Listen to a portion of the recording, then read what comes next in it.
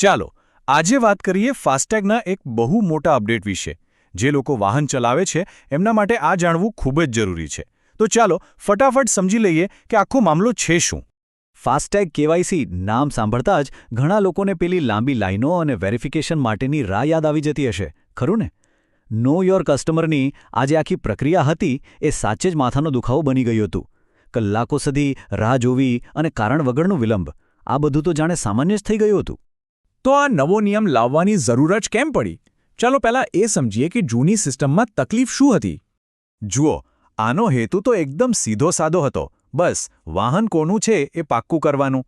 પણ થયું એવું કે આટલી નાની વાતમાં બેંકો અને અધિકારીઓની લાંબી ચોડી પ્રક્રિયા ભળી ગઈ અને પરિણામ એ આવ્યું કે ફાસ્ટેગ એક્ટિવેટ થઈ ગયું હોય તો પણ લોકોને લાંબી લાઈનોમાં ઊભા રહેવું પડતું અને ક્યાંક તો કલાકો સુધી મોડું થતું। પણ હવે આ બધી પરેશાનીનો અંત આવી રહ્યો છે કેમ કે national highway authority of India એટલે કે NHAI એક મોટો અને ખૂબ જ મહત્વનો ફેરફાર લઈને આવ્યું છે। તો આ તારીખ ખાસ યાદ રાખવા જેવી છે, 1 ફેબ્રુઆરી 2026। બસ આ જ દિવસથી નવો નિયમ લાગુ થઈ જશે અને આનાથી લાખો ડ્રાઈવરોને ખરેખર બહુ જ મોટી રાહત મળવાની છે। તો આ નવા નિયમનો સૌથી મોટો અને સીધો મતલબ શું? મતલબ એ કે હવે વારંવાર કેવાયસી કરાવવાની ઝંઝટમાંથી છુટકારો, ભલે નવી કાર હોય કે પછી જૂની કાર જેમાં ઓલરેડી ફાસ્ટેગ લાગેલું હોય, કોઈના માટે પણ હવે રૂટીન કેવાયસી જરૂરી નથી। આનાથી આખી પ્રક્રિયા કેટલી સરળ થઈ જશે એનો અંદાજ લગાવી શકાય છે। સારું, તો હવે સવાલ એ થાય કે જો કેવાયસી નથી કરવાનું તો પછી આખી પ્રક્રિયા કામ કઈ રીતે કરશે? ચાલો એ સમજીએ કે આ નવી સિસ્ટમ કેટલી સ્માર્ટ છે। જુઓ, હવે બધું ઓનલાઈન અને ઓટોમેટિક થશે। પહેલું પગલું, બેંકો સીધો જ સરકારી વાહન પોર્ટલનો ડેટાબેઝ ચેક કરશે। બીજું, ત્યાંથી જ વાહનના ડેટાનું પ્રી એક્ટિવેશન વેલિડેશન થઈ જશે। અને ત્રીજું, બસ વાહન માલિકે અલગથી કોઈ કેવાયસી પ્રક્રિયા કર્યા વગર જ ફાસ્ટેગ એક્ટિવેટ થઈ જશે। એટલે કે હવે આખી જવાબદારી વાહન માલિક પરથી હટીને સીધી બેંકો પર આવી ગઈ છે। અને આ બધું શક્ય બનશે વાહન પોર્ટલને કારણે।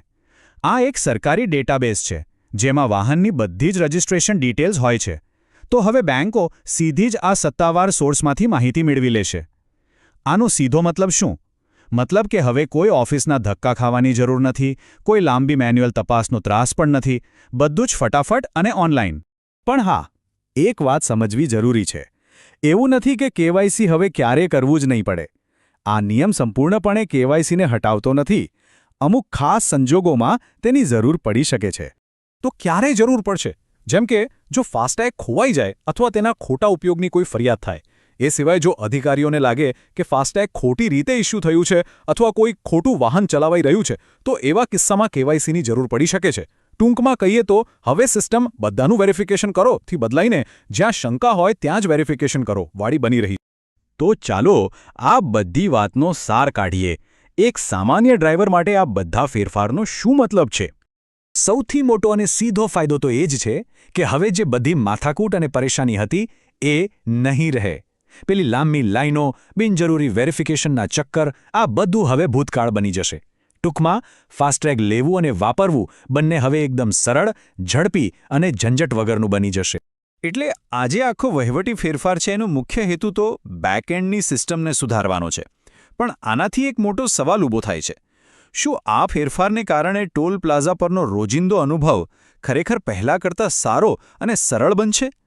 આ એક વિચારવા જેવી વાત છે।